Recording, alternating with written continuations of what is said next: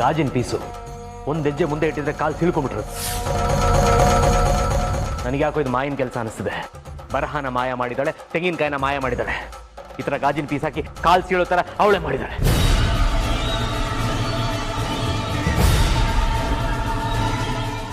ಹಾಗಿದ್ರೆ ಎಲ್ಲರೂ ಹೇಳ್ತಿರೋದು ನಿಜ, ಇದು ಭ್ರಮೆ ಅಲ್ಲ.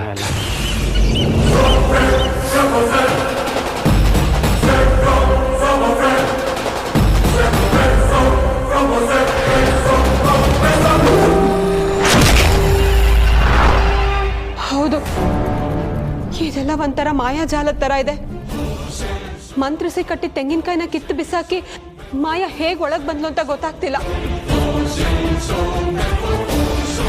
ಇದನ್ನೆಲ್ಲ ನೋಡ್ತಿದ್ರೆ ನಂಗೆ ತುಂಬಾ ಭಯ ಆಗ್ತಿದೆ ಅಮ್ಮ. ನೋಡಿ, ಯಾರು ಏನು ಹೆದರ್ಕೋಬೇಡಿ, ಯಾರಿಗೂ ಏನೂ ಆಗಲ್ಲ. ಬೆಳಗ್ಗೆ ಮಹಾಸ್ವಾಮಿಗಳು ಫೋನ್ ಮಾಡ್ತಾರೆ, ಅವ್ರ ಹತ್ರ ಈ ವಿಷಯನ ಹೇಳ್ತೀನಿ. ಅಷ್ಟರೊಳಗೆ ನಮ್ಗೇನಾದ್ರು ಹೆಚ್ಚು ಕಮ್ಮಿ ಆದ್ರೆ ಏನ್ ಮಾಡೋದಣ್ಣ? ಆ ಥರ ಎಲ್ಲ ಏನೂ ಆಗಲ್ಲ. ಆ ಮಾಯ ಸುಮ್ಮನೆ ಹೆದರಿಸಿದಾಳೆ. ನನಗನ್ಸೋ ಹಾಗೆ ಸದ್ಯಕ್ಕೆ ಯಾವ ಅಪಾಯನೂ ಇಲ್ಲ. ಹಾಗೇನಾದರೂ ಇದ್ದಿದ್ರೆ ಮಹಾಸ್ವಾಮಿಗಳು ಹೇಳಿರ್ತಿದ್ರು.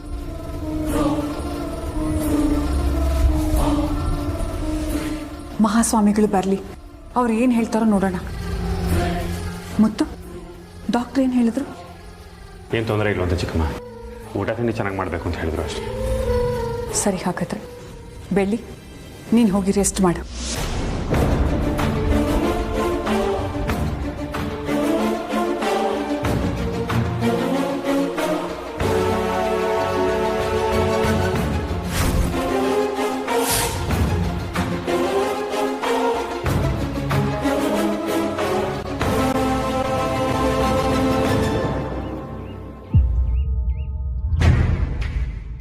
ಷಣ್ಮುಗಣ್ಣ, ಏನು ಯೋಚನೆ ಮಾಡ್ತಿದ್ರಿ? ಏನಿಲ್ಲ ಐಶು, ನಾವಿಲ್ಲದೆ ಇದ್ದಾಗ ಮಾಯಾ ಮತ್ತೆ ತನ್ನ ಕಿತಾಪತಿ ಶುರು ಮಾಡಿದ್ದಾಳೆ. ಅವಳಿಂದ ಈ ಮನೇಲಿ ಯಾರಿಗೂ ನೆಮ್ಮದಿ ಇಲ್ದಿರೋ ಹಾಗಾಗಿದೆ. ಅವಳು ಬದುಕಿದ್ದಾಗೂ ನಮ್ಮನ್ನ ನೆಮ್ಮದಿಯಾಗಿರಕ್ ಬಿಡ್ಲಿಲ್ಲ, ಅವಳು ಸತ್ತ ಮೇಲೂ ನೆಮ್ಮದಿಯಾಗಿರಕ್ ಬಿಡ್ತಾ ಇಲ್ಲ. ಅದಕ್ಕೆ ಹೊಟ್ಟೆಲಿರೋ ಮಗುನ್ ಸಾಯಿಸಿರೋ ವಿಷಯನ ಕೇಳಿನೇ ನಂಗೆ ಅದರಿಂದನೇ ಹೊರಗೆ ಬರೋಕ್ಕಾಗ್ತಿಲ್ಲ. ಮತ್ತೆ ಆಲ್ರೆಡಿ ಕಿರುಕುಳ ಕೊಡೋಕೆ ಶುರು ಮಾಡ್ಕೊಂಡಿದ್ದಾಳೆ. ಇನ್ನ ಏನೇನು ಕಾದಿದ್ಯೋ, ಈ ಮನೆಗಿನ್ನ ಏನೇನು ತೊಂದರೆ ಆಗುತ್ತೋ ನನಗೆ ಭಯ ಆಗ್ತಿದೆ ಷಣ್ಮುಗಣ್ಣ. ನೀನೇನು ಯೋಚನೆ ಮಾಡಬೇಡ, ಮಹಾಸ್ವಾಮಿಗಳಿಂದ ಒಳ್ಳೆ ಸುದ್ದಿ ಬಂದೇ ಬರುತ್ತೆ. ಆಮೇಲೆ ಆ ಮಾಯಾ ಪಾಲ ಬಿಚ್ಚಕ್ ಸಾಧ್ಯನೇ ಇಲ್ಲ. ಮಹಾಸ್ವಾಮಿಗಳಿಂದ ನಮ್ ರಕ್ಷಣೆ ಸಿಕ್ಕೇ ಸಿಗುತ್ತಾ? ಹೌದು ಐಶು, ಅವರು ದೈವಾಂಶ ಸಂಭೂತರು, ಮಹಾಮಹಿಮರು, ತ್ರಿಕಾಲ ಜ್ಞಾನಿಗಳು. ನೀನೇ ನೋಡಿದ್ಯಲ್ಲ, ನನ್ನ ಕೆನ್ನೆ ಮೇಲಿದ್ದ ಗಾಯನ ಒಂದೇ ಕ್ಷಣದಲ್ಲಿ ದೂರ ಮಾಡ್ಬಿಟ್ರು. ಅಲ್ಲ, ಅವ್ರು ಇಲ್ಲಿಗೆ ಬರೋ ಅಷ್ಟರಲ್ಲಿ ಏನ್ ಅನಾಹುತ ಆಗುತ್ತೋ, ಯಾರ ಜೀವ ಹೋಗುತ್ತೋ ನನಗೆ ಭಯ ಆಗ್ತಿದೆ ಷಣ್ಮುಗಣ್ಣ. ನನಗಂತೂ ನನ್ನ ಪ್ರಾಣದ ಮೇಲೆ ಯೋಚನೆ ಇಲ್ಲ. ನಿನಗೆ, ಬೆಳ್ಳಿಗೆ, ಮುತ್ತುಗೆ ಮಾತ್ರ ಏನೂ ಆಗ್ಬಾರ್ದು. ಉಳಿದವ್ರಿಗೆ ಏನಾರು ಆಗ್ಲಿ ನನಗೆ ಚಿಂತೆ ಇಲ್ಲ. ಯಾಕಾಗ ಹೇಳ್ತೀರಾ ಷಣ್ಮುಗಣ್ಣ? ಅಮ್ಮ, ಅಕ್ಕ, ಅಣ್ಣ ಅವ್ರದ್ದು ಜೀವನೇ ಅಲ್ವಾ? ಚಚೆ, ನಾನು ಹಾಗೆ ಹೇಳಕ್ ಬಂದಿಲ್ಲ ಐಶು. ಮಾಯಿನ ಜೊತೆ ಅವರೆಲ್ಲ ತುಂಬಾ ಚೆನ್ನಾಗೇ ಇದ್ರು. ನಾನು ನೀನು ಮಾತ್ರ ಜಗಳ ಆಡ್ತಿದ್ವಿ. ಬೆಳ್ಳಿ ಮುತ್ತುನ್ ಕಿತ್ಕೊಂಡ್ಲು ಅಂತ ಸಿಟ್ಟು. ಮಾಯನಿಗೆ ನಮ್ಮ ಮೇಲೆ ಮಾತ್ರ ಕೋಪ, ಅವ್ರ ಮೇಲಿಲ್ಲ. ಹಾಗೆ ಹೇಳಕ್ ಬಂದೆ ಅಷ್ಟೇ. ಅನ್ಯಾಯವಾಗಿ ಬೆಳ್ಳಿ ಮಗುನ ಮಾಯ ಕೊಂದುಬಿಟ್ಲು, ಬಲಿ ತಗೊಂಡ್ಬಿಟ್ಲು. ಇನ್ನು ಆ ಥರ ಕೆಲಸ ಆಗಕ್ಕೆ ನಾನು ಬಿಡಲ್ಲ. ನಿಮ್ಮ 3 ಜನನ ನಾನು ಕಾಯ್ತೀನಿ. ನನ್ನ ಪ್ರಾಣ ಒತ್ತೆ ಇಟ್ಟಾದ್ರು ನಾನು ಕಾಯ್ತೀನಿ. ಈಗಾಗಲೇ ನಿಮ್ಮ ಮೇಲೆ, ಅದಕ್ಕೆ ಮೇಲೆ ಆಲ್ರೆಡಿ ಒಂದ್ಸರಿ ಅಟ್ಯಾಕ್ ಆಗಿದೆ. ನೆಕ್ಸ್ಟ್ ಮಾಯಾ ಅಟ್ಯಾಕ್ ಮಾಡೋದು ನನ್ನೇ ಅಂತ ಕಾಣಿಸುತ್ತೆ. ಐಶು, ಏನ್ ಭಯ ಮಾಡಬೇಡ, ನಾನಿದ್ದೀನಿ. ಮಹಾಸ್ವಾಮಿಗಳು ಬಂದೋಗ್ಲಿ, ಆಮೇಲೆ ಮುತ್ತು ಹತ್ರ ಮಾತಾಡಿ ನಿನ್ನ ಗೌತಮನೆ ಕಳಿಸ್ಬಿಡ್ತೀನಿ. ಅದೇ ಸರಿ, ಇಲ್ಲಿರೋದು ಬೇಡ.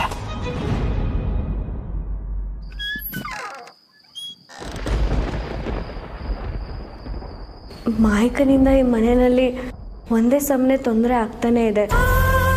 ನಾವೆಲ್ಲರೂ ಯಾಕೆ ಈ ಮನೆ ಬಿಟ್ಟು ಬೇರೆ ಮನೆಗೆ ಹೋಗ್ಬಾರ್ದು? ಬೆಳ್ಳಿ, ನೀನು ಈ ಮಾತು ಹೇಳ್ತಿದ್ಯಾ? ಯಾಕೆ ಮಾವ, ನಾನೇನಾದರೂ ತಪ್ಪು ಮಾತಾಡಿದ್ನಾ? ತಪ್ಪು ಅಂತಲ್ಲ, ಆದರೆ ಮಾಯನ ಸಮಸ್ಯೆಗೆ ಇದು ಒಂದು ಪರಿಹಾರ ಅಂತ ನಿಂಗೆ ಹೇಗೆ ಅನ್ನಿಸ್ತು ಅಂತ ಆಶ್ಚರ್ಯ ಆಗ್ತದೆ. ಮಾಯ ಮನುಷ್ಯಳಲ್ಲ, ಅವಳು ಆತ್ಮ. ನಾವು ಯಾವುದೇ ಮನೆಗೆ ಹೋದರೂ ಅವಳ ಮನ ಹಿಂಬಾಲಿಸ್ತಾಳೆ. ಅದೆಲ್ಲದಕ್ಕಿಂತ ಹೆಚ್ಚಾಗಿ ಈ ಮನೆಯಲ್ಲಿ ಹಿರಿಯರು ಬಾಳಿ ಬದುಕಿದ್ದಾರೆ. ದಾನ ಧರ್ಮ ಪುಣ್ಯದ ಕಾರ್ಯಗಳು ತುಂಬ ನಡೆದಿದೆ. ಇದರಲ್ಲೆಲ್ಲ ಚಿಕ್ಕಮ್ಮಂಗೂ ಕೂಡ ತುಂಬ ಆಸಕ್ತಿ. ಈ ಎಲ್ಲ ಪುಣ್ಯಗಳು, ಹಿರಿಯರ ಆಶೀರ್ವಾದ, ದೇವರ ಆಶೀರ್ವಾದ ಈ ಮನೆ ಮೇಲಿದೆ ಬೆಳ್ಳಿ. ನಾವ್ಯಾಕೆ ಯಾರಿಗೂ ಹೆದರಿ ನಮ್ಮ ಹಕ್ಕನ್ನ ನಮ್ಮ ಅಧಿಕಾರನ ಬಿಟ್ಟು ಹೋಗ್ಬೇಕು? ನಿಜ ಮಾವ, ಎಲ್ಲ ರೀತಿಲೂ ನೀವು ಹೇಳ್ತಿರೋದು ಸರಿ ಇದೆ. ನಾನೇ ದುಡುಕಿ ಏನೇನೋ ಮಾತಾಡ್ಬಿಟ್ಟೆ. ಇಲ್ಲ ಬಳ್ಳಿ, ಇದರಲ್ಲಿ ನಿಮ್ಗೆ ಯಾವ ಸ್ವಾರ್ಥನೂ ಇಲ್ಲ ಅಂತ ನಂಗೆ ಗೊತ್ತು. ನೀನೇನು ನಾವಿಬ್ಬರೇ ಬೇರೆ ಮನೆಗೆ ಹೋಗೋಣ ಅಂತ ಹೇಳಿಲ್ವಲ್ಲ, ಎಲ್ಲರೂ ಒಟ್ಟಿಗೆ ಹೋಗೋಣ ಅಂತ ಹೇಳಿದೆ. ಎಲ್ಲರೂ ಜೀವ ಉಳಿಸೋದಕ್ಕೆ ನೀ ಇದನ್ನು ಹೇಳಿದೆ ಅಂತ ನಂಗೆ ಗೊತ್ತು ಬಳ್ಳಿ. ನಾವೆಲ್ಲರೂ ಧೈರ್ಯದಿಂದ ಒಗ್ಗಟ್ಟಿನಿಂದ ನಿಂತ್ಕೊಂಡ್ರೆ ಯಾವ ಶಕ್ತಿನೂ ನಮ್ಮನೆಗೆ ಏನೂ ಮಾಡೋದಕ್ಕಾಗಲ್ಲ. ಆ ಮಾಯಿನಿಂದ ನಾವು ನಮ್ಮ ಮಗುನ ಕಳ್ಕೊಂಡಿದ್ದು ದೊಡ್ಡ ನಷ್ಟನೇ. ಆದರೆ ಇದ್ರ ಮುಖಾಂತರ ಆ ದೇವರು ನಮಗೆ ಒಂದು ಎಚ್ಚರಿಕೆ ಕೊಟ್ಟಿದ್ದಾನೆ.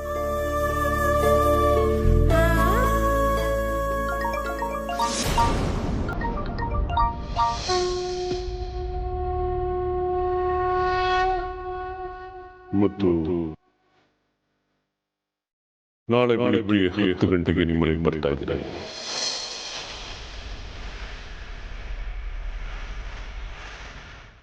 ಮೊದಲು ಒಂದು ಪೂಜೆ ಮುಗಿಸಿ ನಂತರ ದಿಗ್ಬಂಧನ ಮಾಡಬೇಕು. ಇನ್ನೂ ಕೆಲವು ಮುಖ್ಯವಾದ ವಿಷಯಗಳಿದೆ, ಅದನ್ನ ಅಲ್ಲೇ ಮತ್ತೆ ಮಾತಾಡ್ತೀನಿ.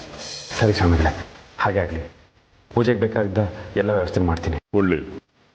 ಶುಭಂ ಭವತು.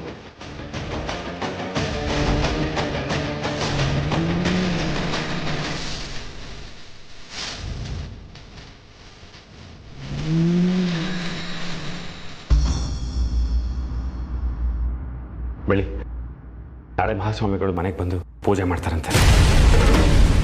ಅಲ್ಲಿಗೆ ಈ ಮಾಯಿನ ಸಮಸ್ಯೆಯಿಂದ ನಮಗೆ ಶಾಶ್ವತವಾಗಿ ಪರಿಹಾರ ಸಿಕ್ಕದಂಗಾಯ್ತು. ಅಷ್ಟಾದರೆ ಸಾಕು. ಎಲ್ಲರೂ ತಮ್ಮ ಆತಂಕ ಭಯದಿಂದ ದೂರ ಆಗಿ ನೆಮ್ಮದಿಯಾಗಿರ್ಬೋದು. ನಾನು ಆ ತಾಯಿ ಚಾಮುಂಡಿನ ಯಾವಾಗಲೂ ಕೇಳ್ಕೊಳ್ಳೋದೇ ಅದು. ಇದೇ ಧೈರ್ಯ, ಇದೇ ಆತ್ಮಸ್ಥೈರ್ಯ ನೀನಲ್ಲಿ ಯಾವಾಗಲೂ ಇರಬೇಕು.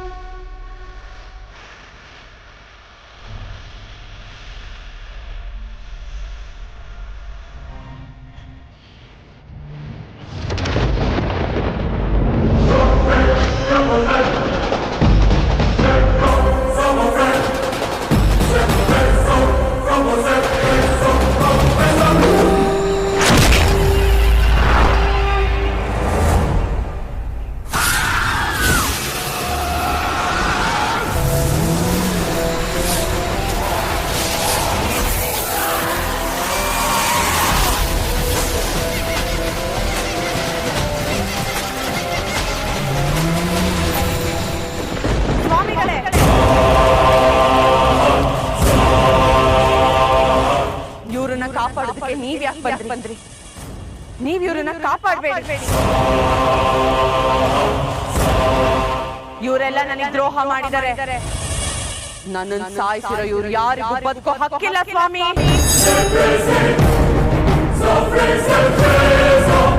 ನೀವ್ ನಿಮ್ ಪಾಡಿಗೆ ಹೊರಟೋಗಿ. ನೀನ್ ಮೊದಲು ಇಲ್ಲಿಂದ ಹೊರಟ ಹೋಗೋ. ನೀನ್ ಇವ್ರಿಗೆ ತೊಂದರೆ ಕೊಡೋದು ಬಂದ್ರೆ ನಿನಗೆ ಅಪಾಯ ಕಟ್ಟಿಟ್ಟ ಬುತ್ತಿ.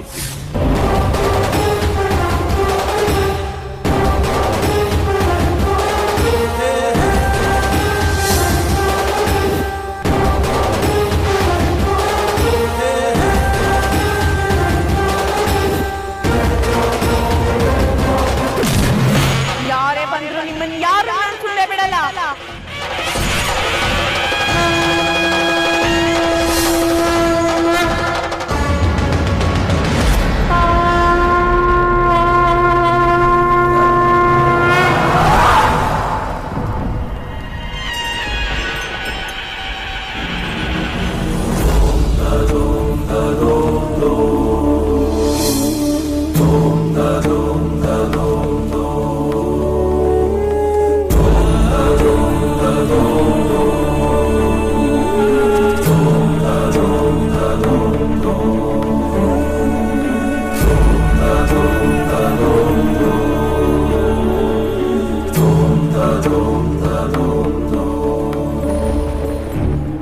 ಸ್ವಾಮಿ ಇವಳು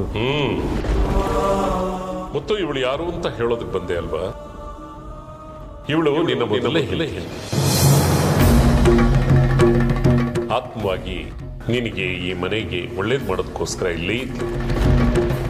ಈಗ ಸ್ವಲ್ಪ ದಿವಸಗಳ ಹಿಂದೆ ತನ್ನ ಲೋಕಕ್ಕೆ ಹೋಗಿದ್ದಾಳೆ.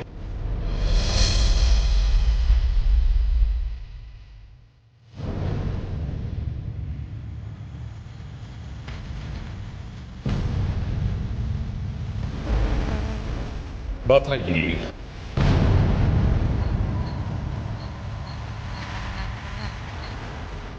ಗರ್ಭದಲ್ಲಿರೋ ನಿನ್ನ ಮಗುನ ಮಾಯಾ ಕೊಂದುಬಿಟ್ಲು ಅಂತ ಹೇಳಿ ನಿನ್ನ ಮನಸ್ಸಿಗೆ ನೋವಾಗಿದೆ ಅಲ್ಲ?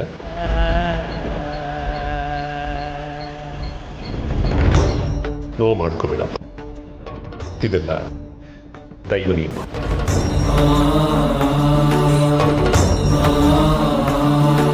ಪ್ರತಿಯೊಬ್ಬ ಮನುಷ್ಯನೂ ಅಷ್ಟೇ ಇಂತಹ ಸತ್ವ ಪರೀಕ್ಷೆಯನ್ನು ಎದುರಿಸಿ ಪುಟಕ್ಕಿಟ್ಟ ಚಿನ್ನವಾಗ್ತಾನೆ. ಈ ಪರೀಕ್ಷೆಯಲ್ಲಿ ನೀನು ಗೆದ್ದಿದೆಯಾ? ನಿನ್ನ ಸಮಚಿತ್ತತೆಯಿಂದ ಭಗವಂತ ಪ್ರಸನ್ನನಾಗಿದ್ದಾನೆ. ನಿನ್ನ ನೋವನ್ನು ತುಂಬೋ ಕ್ಷಣಗಳು ಇನ್ನು ಕೆಲವೇ ದಿನಗಳಿದೆ ಅಷ್ಟೇ.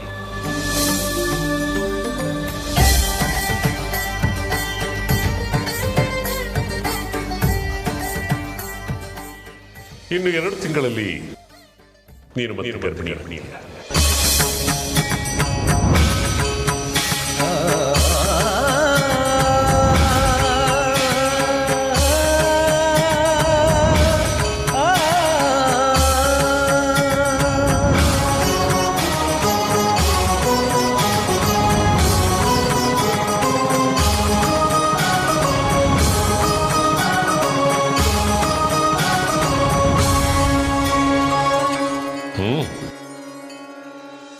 ಸರಿ ತಾನೆ?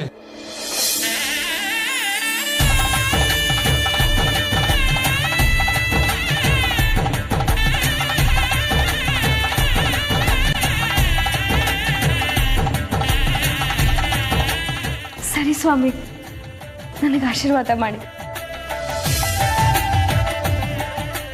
ದೀರ್ಘ ಸುಮಂಗಲಿ ಭವ. ಕಾಲ ವಿಳಂಬವಾಗ್ತಿದೆ. ಪೂಜೆಗೆಲ್ಲ ಸಿದ್ಧತೆ ಆಗಿದೆಯಾ? ಹಾಂ ಸ್ವಾಮಿ, ಎಲ್ಲ ಸಿದ್ಧತೆ ಆಗಿದೆ. ಬನ್ನಿ.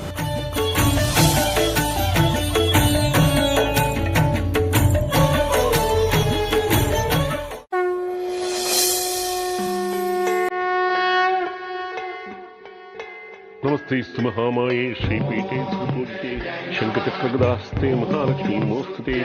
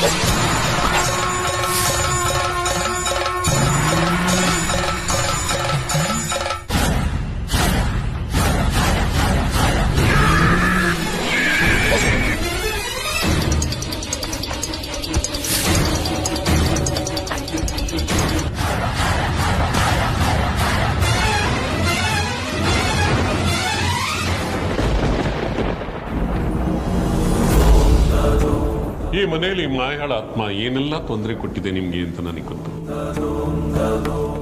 ಮಾಯಾಳ ಆತ್ಮ ಹೊರಗಡೆ ತೊಂದರೆ ಕೊಡ್ಬೋದು, ಆದ್ರೆ ಇನ್ನು ಮೇಲೆ ಮನೇಲಿ ತೊಂದರೆ ಕೊಡೋದಕ್ಕೆ ಸಾಧ್ಯ ಇಲ್ಲ.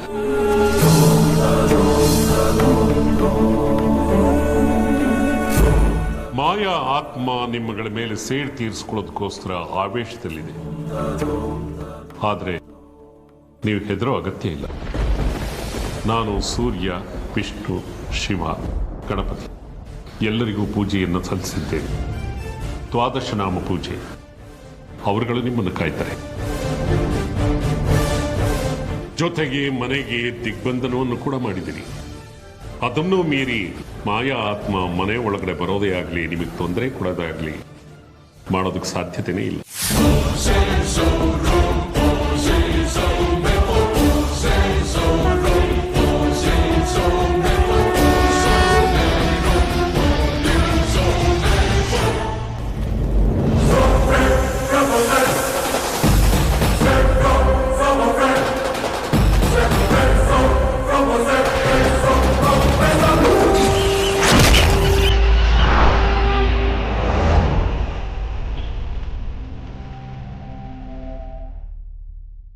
ಇದನ್ನ ತಗೊಳ್ಳಿ. ಇದನ್ನ ಮನೆ ಸುತ್ತಲೂ ಕಟ್ಟಬೇಕು. ನನ್ನ ಮಾತನ್ನ ಎಲ್ಲರೂ ಕಿವಿಗೊಟ್ಟು ಕೇಳಿಸ್ಕೋಬೇಕು. ನಾಳೆ ಅಮಾವಾಸ್ಯೆ ಇದೆ. ಈ ಮನೆಯವರೆಲ್ಲ ಸೇರಿ ಒಂದು ವ್ರತವನ್ನು ಮಾಡಬೇಕು.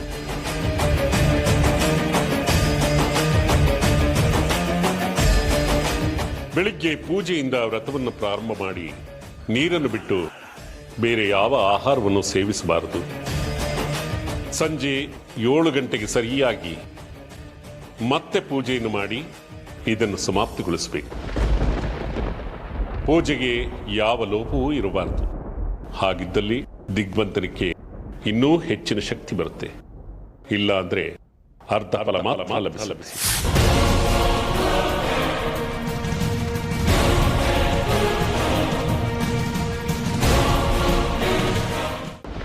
ಎಲ್ಲರೂ ಎಚ್ಚರದಿಂದಿರಬೇಕು. ಭಕ್ತಿ ಶ್ರದ್ಧೆಯಿಂದ ಪೂಜೆ ಮಾಡಬೇಕು. ಸರಿ ಸ್ವಾಮಿಗಳೇ, ನೀವು ಹೇಳ್ದಾಗೆ ವ್ರತ ಮಾಡ್ತೀವಿ. ಇನ್ನೊಂದು ವಿಷಯ ಇದೆ. ನಾಳೆ ಅಮಾವಾಸ್ಯೆ. ಪ್ರೇತಾತ್ಮಗಳಿಗೆ ಹೆಚ್ಚಿನ ಶಕ್ತಿ ಇರುತ್ತೆ, ತುಂಬಾ ವಿಜೃಂಭಿಸ್ತಾ ಇರುತ್ತೆ. ನೀವು ತುಂಬಾ ಎಚ್ಚರಿಕೆಯಿಂದ ಇರಬೇಕು. ಯಾವುದೇ ಕಾರಣಕ್ಕೂ ಎಷ್ಟೇ ಕಷ್ಟ ಬಂದರೂ ಬಿಡಬಾರ್ದು. ವ್ರತವನ್ನು ಮಾಡಲೇಬೇಕು. ಆಯ್ತು ಮಹಾಸ್ವಾಮಿಗಳೇ, ನನಗೂ ಬೆಳಿಗೂ ವ್ರತ ಮಾಡಿ ಅಭ್ಯಾಸ ಇದೆ. ಮನೆಯಲ್ಲಿರೋರು ವ್ರತ ಮಾಡೋ ಹಾಗೆ ನಾನು ನೋಡ್ಕೋತೀನಿ. ಮಹಾಸ್ವಾಮಿಗಳೇ, ಒಂದು ಸಣ್ಣ ಸಂಶಯ ಇದೆ. ನಾನು ಈ ಕುಟುಂಬಕ್ಕೆ ಸಂಬಂಧಪಟ್ಟವನಲ್ಲ, ಆದರೆ ಈ ಕುಟುಂಬದ ಹಿತೈಷಿ. ನಾನು ಈ ವ್ರತ ಮಾಡ್ಬೋದಾ ಅಥವಾ ಮಾಡದೆ ಈ ಮನೆಯಿಂದ ದೂರ ಉಳಿಬೇಕಾ? ನೋಡಪ್ಪ, ನಿನಗೂ ಈ ಕುಟುಂಬಕ್ಕೂ ರಕ್ತ ಸಂಬಂಧ ಇಲ್ಲದೆ ಇದ್ರು ಧರ್ಮದ ಪ್ರಕಾರ ಸಂಬಂಧ ಇದೆ. ಅದು ಕಾರ್ಯಕಾರಣ ಸಂಬಂಧ. ನೀನು ಬೆಳ್ಳಿ ಅಣ್ಣ ತಂಗಿ ಅನ್ನೋದು ಪೂರ್ವ ಜನ್ಮದ ಅನುಬಂಧ. ಆ ಕಾರಣದಿಂದ ನೀನು ಬೆಳ್ಳಿ ಅಣ್ಣ ತಂಗಿಯಾಗಿದ್ದೀರ. ಹಾಗಾಗಿ ಈ ವ್ರತದಲ್ಲಿ ನೀನು ಭಾಗಿಯಾಗಬೇಕು.